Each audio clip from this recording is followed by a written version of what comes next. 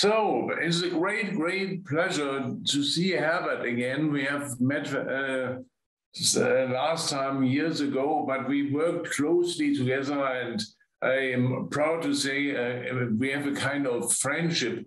So good to see you again, Herbert. Let's start with the talk on your biography. I found out by indiscrecies that you were born in 1947. Where? Regensburg an der Donau in Bavaria. I'm Bavarian. I thought you were. Yes, I'm a Bavarian and proud of it. Yes. So Bavaria is a great place. So where exactly were you born? Neuburg an der Donau. Ah, yeah. Perfect. But then you change your places quite often. It's a long story of traveling. You started to study law where? I started in Cologne, and I interrupted my studies in Cologne and went to Ireland for a year, and then came back to Cologne to finish my studies. And then I went to Regensburg, back to Wow. And then I went to the land of Hesse to finally do my Referendariat. And then I came back to the Rhineland, to Cologne. It's 10 hours. Yes, thank you for telling me. Yeah, this is more or less how it went on. Yeah, but why law? Was your father a lawyer or? No, the thing is, I was, well, let me start with my law studies. They actually disappointed me because I had studied to do law with the intention to see it as a sort of social science of the practice of power. Of course, that's not quite the attitude towards law. But I must say at that time, doing law, you could do a lot of things on the side. So I did sociology, a little bit of ethnography, psychoanalysis, and then I had the opportunity to make a break and to go to another country. And I decided to go to Ireland. You know, this was the time when Heinrich Böll made yeah. And I had this kind of romantic notion of horses, red-haired women, and Irish whiskey, not necessarily. And you were disappointed about Ireland? No, I was not disappointed. First of all, what I did in Ireland was I studied Irish and British history of the late 19th and early 20th century. And this was quite exciting. And Ireland is a great country. And I traveled both in the Republic and in the North. And I could learn a lot of things there. Great. I enjoyed my history classes very much, and then being a German at that time, they expected me to be active in the student revolutionary activities. In Ireland, they called it, or at that university, they called it the Gentle Revolution, and this was more or less how it happened. Students got elected in some board where we negotiated with the professors. Wow. And, you know, these kind of things. So yeah. what did you do in Regensburg? I have I guess what we had done in Regensburg, because at this time there was this famous, extremely famous, important professor Wilhelm Steinmüller. I think you worked with Steinmüller. Yes, I worked with Steinmüller, and first of all, Regensburg was a new university at that time. New buildings and a great Mensa with great Bavarian food. Very important. Yeah, very important there. And when I worked with Steinmüller, the first task I had together with my colleague Wolfgang Schimmel was to go through all the literature they had collected at his institute and make descriptors for a database.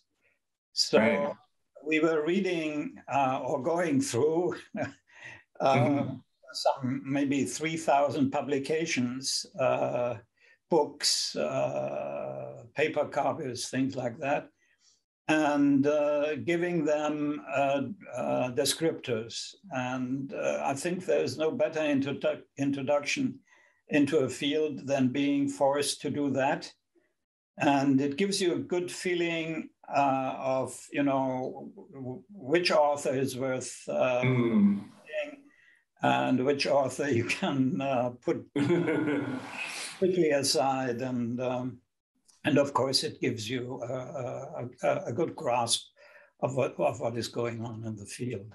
And what was your impression of Wilhelm Steinmüller? How was he as a person? He was an interesting person, yes.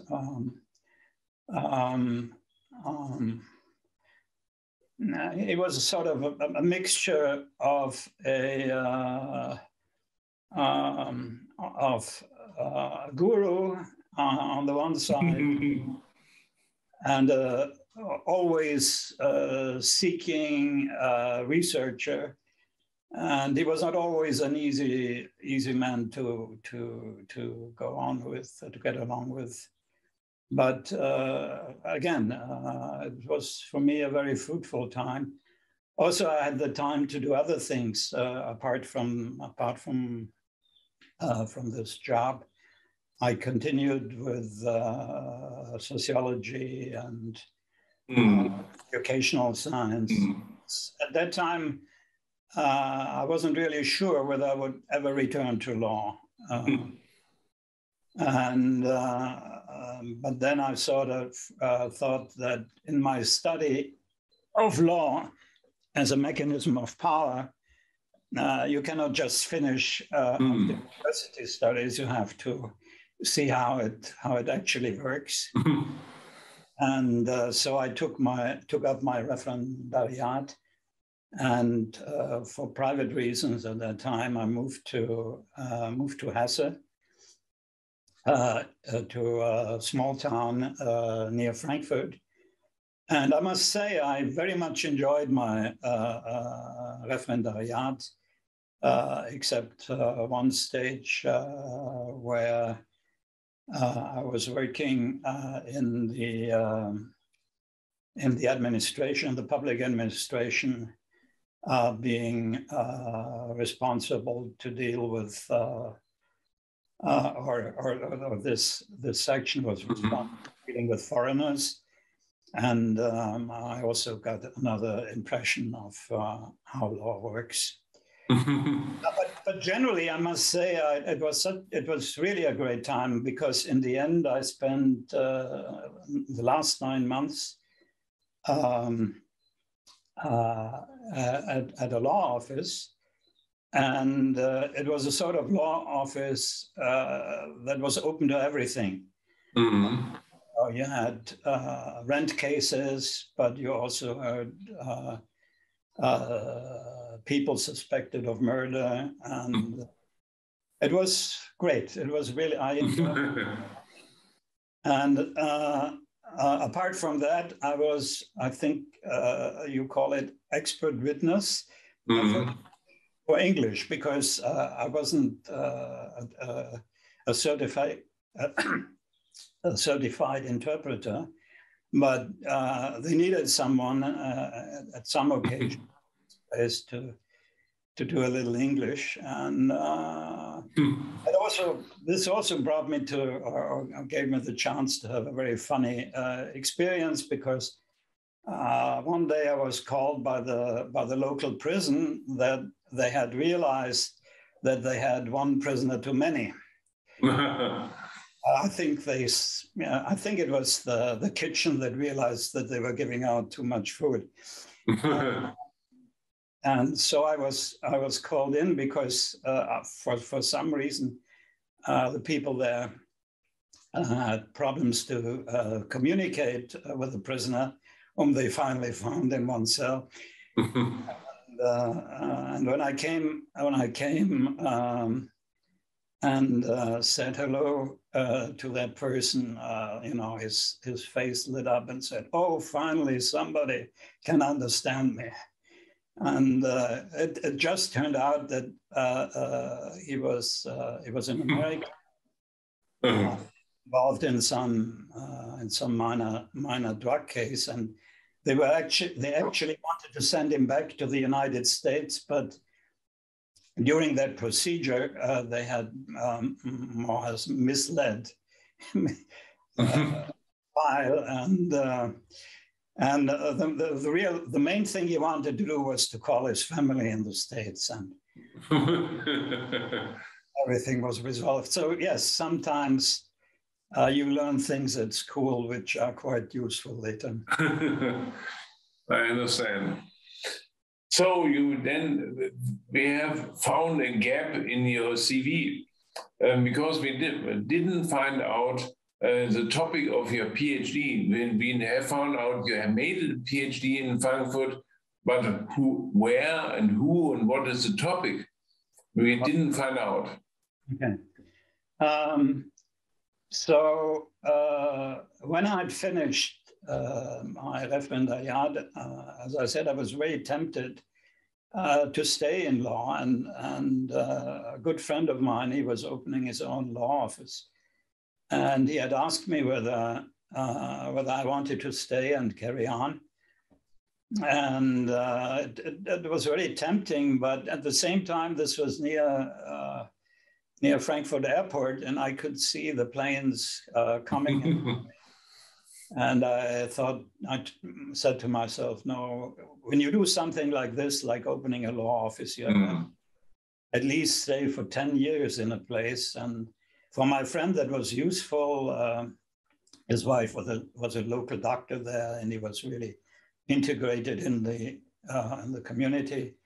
So I thought I have to do something else. And already at school, I was interested in science and technology, and I took an early interest in data processing, and I've been following that all the time. And then, of course, going through the school of Steinmüller, I was predestined to continue with this. At that time, Fiedler was looking, Fiedler at the Gesellschaft für Mathematik und Datenverarbeitung had positions open, so I applied and went to the Gesellschaft für Mathematik und Datenverarbeitung. That's Fiedler's Institute.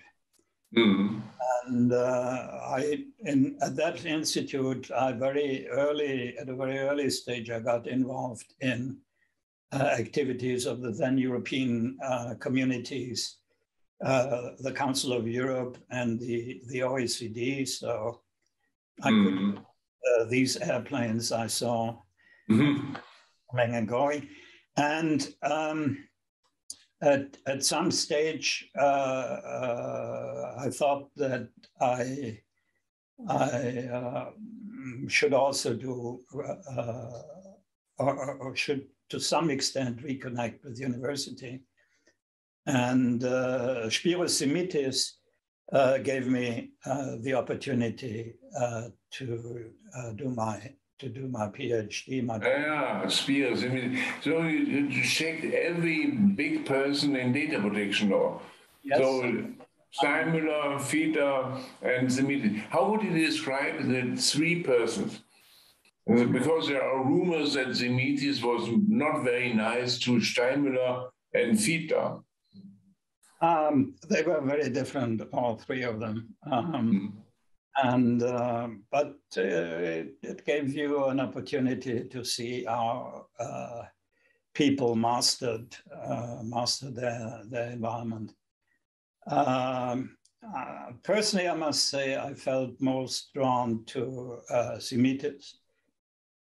He had and he has an elegance of approaching things that I've very much admired.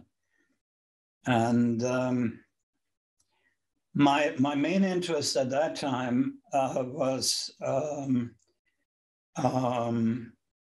information, of course. Not so much, or let us say the starting point was, of course, the technology and the changes the technology brought with it. But behind the technology was, of course, the phenomenon of information. And Steinmüller had been very much engaged in data protection, and I myself as well. But I felt there was the need for a balance. And this was, of course, with the freedom of information. And the freedom of information legal schemes I had already met in Scandinavia. And so the subject of my thesis was to look at a practical example of balancing freedom of information and data protection, at least for the public sector. And I looked into the Canadian situation at that time.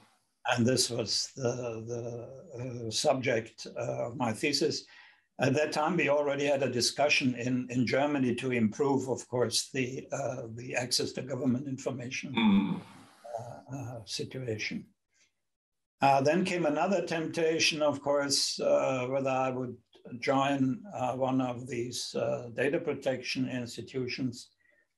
And once again, I was close to do something that gave me a sleepless nights, and Federal Data Protection Office. But then again, it wasn't the planes that had torn me away from that, but the feeling that I would be a civil servant for the rest of my life. And then I sort of get. Let me ask you one question. How would you describe Fiedler? We haven't talked too much about Fiedler, because I think it's very interesting that you work for GND, but then you worked at St. Gallen, and how was the situation with Herbert Fiedler? Fiedler was, in my view, first of all, a mathematician. He had a mathematical approach to life, although he once confined that what he actually had wanted to become was a playboy. But it was very difficult to imagine him as a playboy. Exactly. Although he was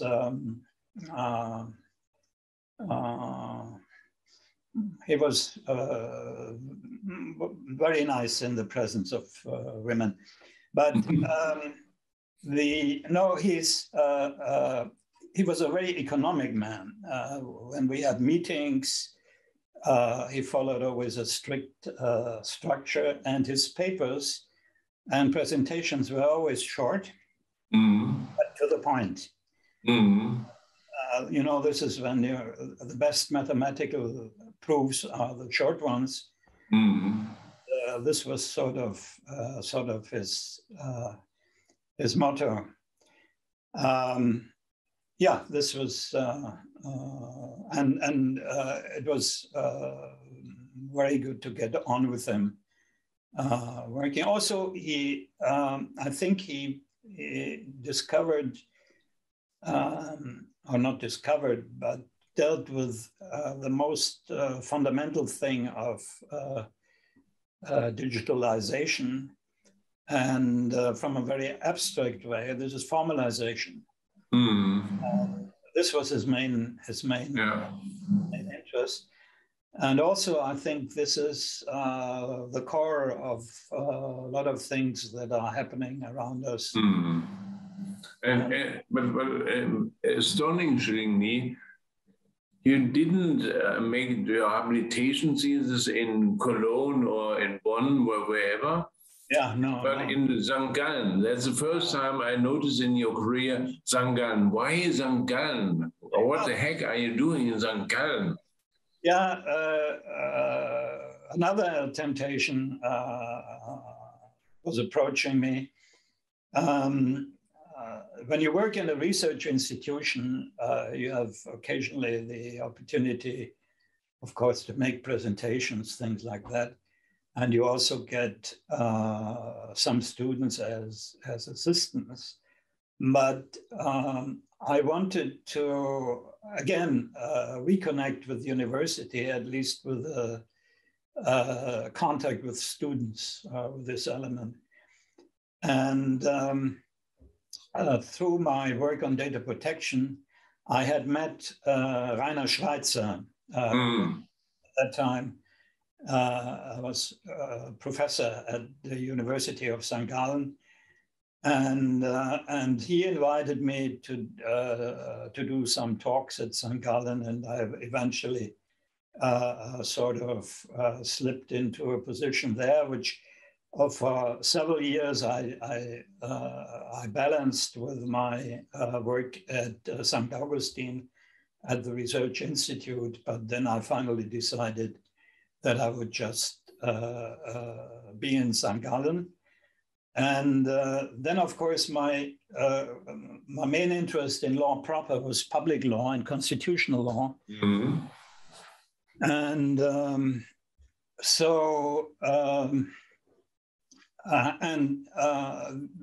Switzerland is a very good country for constitutional law. Yeah. And also, I must say, the legal sources are the best organized I have encountered so far. You have all the legal documentation from final law. Then you have it in the mostly in the three languages: German, French, Italian. It's all very very structured, and this was a great attraction. And then, of course, the main reason why I was accepted there was I would bring information law and the background of information technology and law. But then you traveled all your way from Bonn to St. Gallen. So where did you live in? No, I commuted. I commuted by plane, more or less. Yeah, okay. But you didn't manage a traditional career as a Jura professor. No, you see, I did some ethnographical ethnology studies, and I found out that it's good to be a tribe for some time, but it's not. So he escaped from German Jura Professor Club. No, I was never a Jura professor in Germany, and also in St. Gallen, I was what the Swiss call a titular professor. That's a title. It's partly to pay you off, and it's partly sort of acceptance what you have done during your academic studies and publications of this kind. But I did not really enter the faculty in its proper sense. You're a lucky man. You're a lucky man. You avoided a lot of bureaucratic nightmares. Oh, we had bureaucratic nightmares at the Research Institute, I can tell you. When you work in a research, in a government research, more or less government research institute like the GMD, you spend, I would say, 50% of the time to apply for something you want to do, 25% of your time to write up what you had done, and 25% of your time to actually do something. So yeah, bureaucracies I have encountered also outside academia problem. Was the same structure of bureaucracy there when you had the most interesting job at the Commission? I met you quite often at the Legal Advisory Board on Information Technology. Was that a bureaucratic nightmare?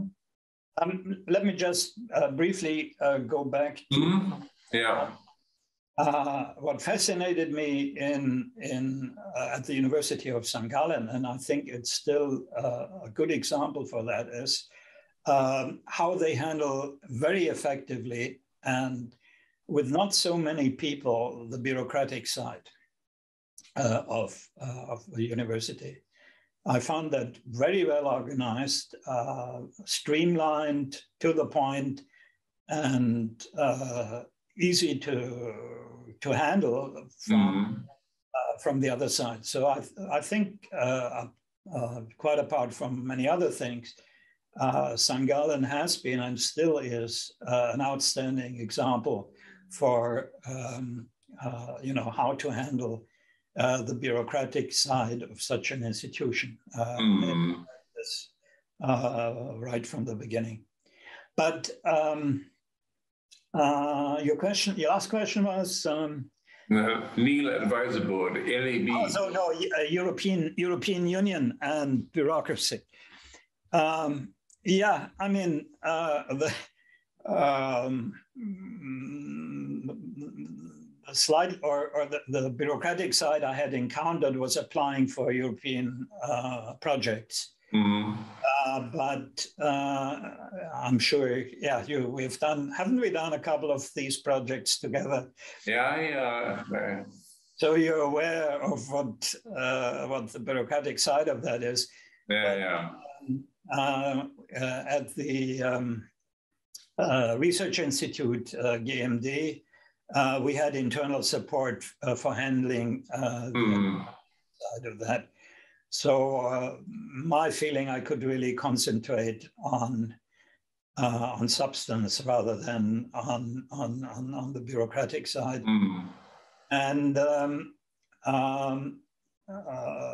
as someone, again, from the outside working with the European Union or European communities in the beginning, was indeed a study in bureaucracy when you saw the people who were working at these institutions interacting. And it's also, again, an interesting ethnographic field because all these people had different backgrounds, different national backgrounds, different educational backgrounds. I think my general impression is, and still is, that there is an overall common spirit coming out of these institutions. And this is French bureaucracy. I think this is at least in my perception, this is the main cultural impact felt in these institutions. But I enjoyed it very much, particularly because of the different backgrounds. I once had an experience. We had a meeting at the Commission, and this was during a Belgian national holiday, which was, of course, not observed in the same way by the Commission institutions. And we were in a glass elevator to our meeting room, and the glass elevator got stuck. And there were many people in this glass elevator. It was but they all had different nationalities. Of course, we sort of waved to the people outside because it was a glass elevator, but they waved, they waved back. And so we had to, we rang the alarm, all these kind of things. But what I found interesting was how people with the different national backgrounds were reacting to this kind of crisis situation. And what still stands out in my mind was the reaction of a French guy who was always saying, I have a lunch appointment after and the British guys sort of, keep calm and let's take in a pragmatic. And I've always enjoyed these different in approaches. Another experience I had in some of our meetings, you could also see the national trade, for instance. The participant was best dressed, sometimes accompanied by a secretary, was the Italian, of course. Then there was, and it's not a joke, a Dutch participant who asked me where during lunch break one could buy cheap wine. And the French guy who would sort of criticize the agenda because it lacked logic. And the British guy always saying, let's carry on, let's carry on. But besides all these experiences, how was the feeling with regard to the lab? Was it worthwhile to collect all these experts together in Luxembourg? No, I think it was worthwhile, and it was effective because they closed us down. This was the proof that we actually achieved. Now, the problem was, of course, that our mandate was somewhat vague. We were not representatives of our countries. We were more or less representatives of our disciplines or of our interests or expertise, if you want to call it this. And of course, the Commission made sure that every country was present in these meetings. And I think what we've done quite a good job. And I look back at the papers we have or the discussions we had. But we were anchored, and this is my personal perception of this, we were anchored with a general directorate that had not so much say in the lawmaking of the European Union. They had a budget they could distribute, but they had not so much influence, as I said, on lawmaking. But with this legal advisory group, it was encroaching upon the fields of other directorates, particularly the one that was responsible for copyright in the information. Yeah, exactly. I remember these famous discussions on interferences between DG13 and DG15. Yeah, and I have received some stark comments from people from the other side of the wall. And but I think generally this showed that our work was fruitful and interesting, and as such could only be overlooked if you refer to the institutional background.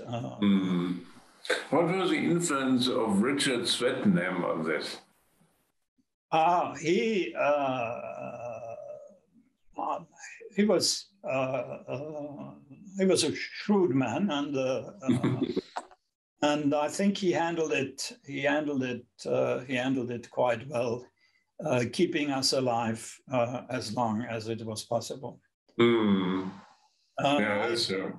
He was very British. Oh, he is very British now. Of course, a very famous English family. They founded Singapore. Well, yeah, that's true. So let's keep the topic of legal advisory board. You managed to travel around quite a long time. You see the situation in Oslo. You were a friend of Jon Bing, wasn't it? Yes, very sadly missed. Yeah.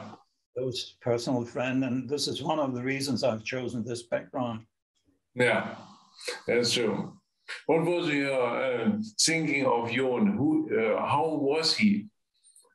I think he was a magician. He had such a broad background,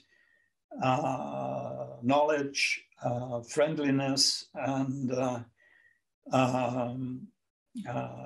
not only did I profit, so to speak, from him and his friendship, but also my wife, when she was negotiating to photograph in Norway, and he was the general secretary, I think, of the Norwegian Writers Union, and he had also connections to the Norwegian court, and all this facilitated. Most of all, he was humorous, very humane, good friend. Yeah, and at that time, did you recognize other people as being important for information law at the universities in Europe? Well, of course, my friend Urs Gasser has very much contributed to the field, and had helped to sort of export our view on information law as seeing it as a sort of regulating the handling of information irrespective of the technology.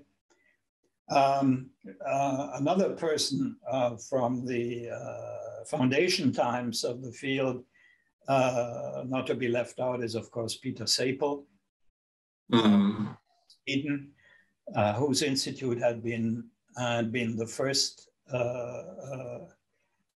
and followed then by the Norwegian Research Center for Computers and Law. Yeah, those are and then of course in during the international contacts in the context of the European Union, the Council of Europe, and OECD, there were other fascinating persons. One person I remember was Michael Kirby, Australian. He was a High Court judge. The High Court judge with the highest number of dissenting opinions in the history of the court, which had a very bright, he has a very bright mind, and is also a very nice person. And then, of course, meeting the various data protection commissioners during my projects on data protection commissions and similar institutions. Jan Frese is the Swedish data protection commissioner, who had been a sort of role model of these upcoming institutions. Yeah, so. Yeah, and then we change to come to the present situation. How would you see information law in its presence?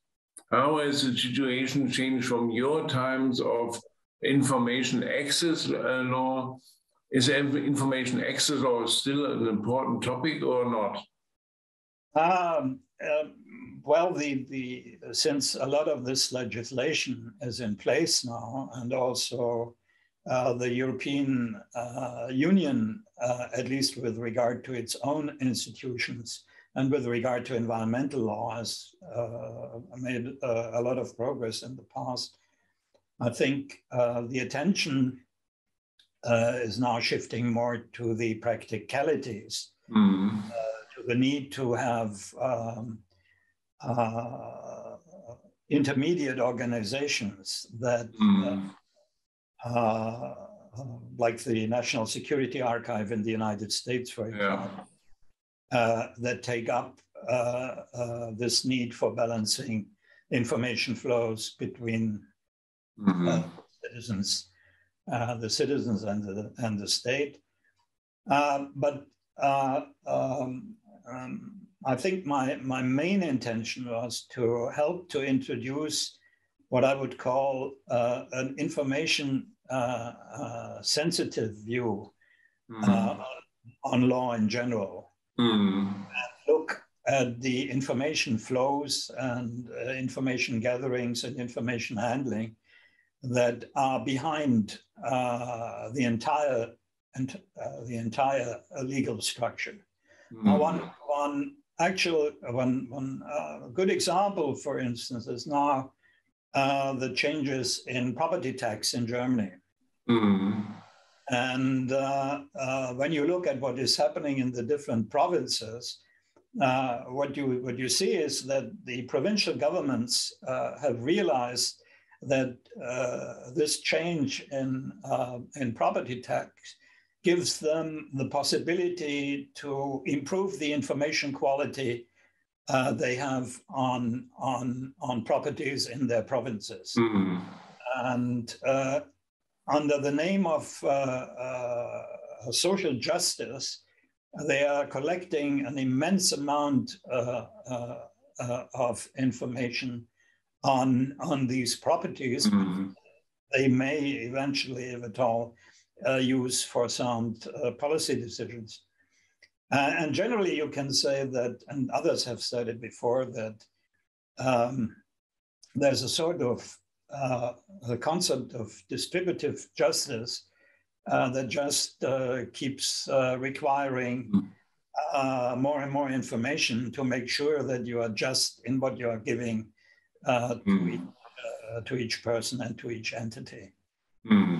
But I must also add that, of course, of running away from institutions, I'm also running away from fields on which I have worked too long. And so this is just what's going on in this field is now for me more like background music, where some of the tunes sound familiar to me, but where I'm no longer an active musician or sort of write any scores or something. But are you aware of the Data Act of the European Commission? Yeah, I'm aware of many of these things that are coming from this. Because that is a summary of a long story of yours. Yeah, that's true. This is, you see, the initial point was not only on the level of the European Union, but also at the OECD. Me and some colleagues were thinking, eventually the European Commission realized that they should do something about data protection. When they realized that it was a good political argument for other fields. Whatever, it's my personal view, of course. And to counterbalance this, from the beginning, we thought that access to government information has to be improved. But there again, the European Commission and also the OECD were of the opinion that this is in the sole competence of the member states, while we pointed out, showing the United States as an example, that this, and also to some extent Canada, that such legislation has economic consequences for the information market as such. And eventually, the European Commission got around to realize that something can be done about government information coming on the information market. And this was the beginning of these kind of directives. And then again, I think the example of the United States and you know, these upcoming startups in the information field made them realize that data coming from government could be an incentive for the economy. And this eventually led to this series of improvements of the marketed government information directives, and now ending or heading towards the Data Act and Data Governance Act. What I find interesting is that the European Commission or the European institutions are calling it now an act. This is growing self-consciousness, and also doesn't have the negative associations that you have with regulation. Okay. So we have some 15 minutes. Let us talk at the end about, you said you are no longer 100% active. Why did you retire? You're a young person? No, it's again, I don't want to stay too long with the same tribe. And from early on, when I was still studying what I thought was law, I had most of my friends were artists or connected to art, and I had always a strong interest. By the way, who was Michael Bach? He's a painter, and who paints. His main subjects have been architecture and cityscapes, and I very much liked his and still like his paintings. And we met, and he asked me if I would like to write something about his work, and so I did, also for other artists. And eventually I even married one. So this is where I'm now. I'm handling the back office of my wife. And this brings me into contact with art galleries, dealers, art critics, the art market as such, and most of all, of course, other artists. And so this is my current tribe I'm living with. Does the work of Candida change you? Is there an interference between you and Candida? Well, I must say I knew her work before I met her. So, and I liked her work before I met her.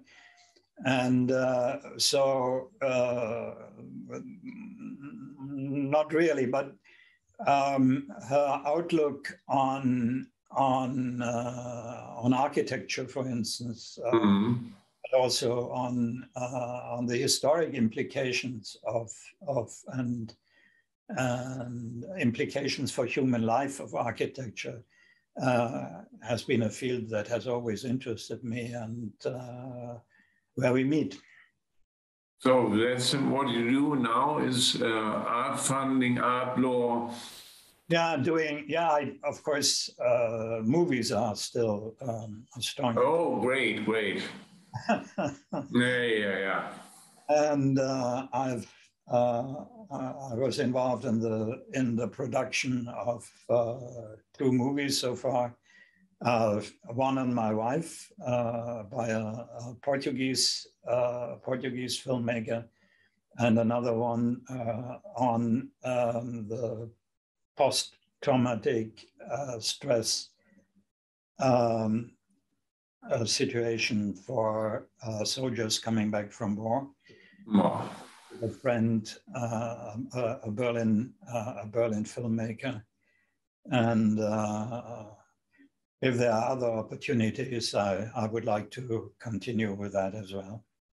And no books anymore, no articles? Of course, all of those who have been in the field are thinking and dreaming of writing the book to end all books. What I still have in mind is a sort of grammar of information law, but then I'm really very much involved what's going on in the art field. And I'll see. Well, it's just, I don't want to put myself under pressure. I've always tried to avoid that. So last question, as a tradition in this series, is I want to ask you 3 advices for young lawyers. Oh my God.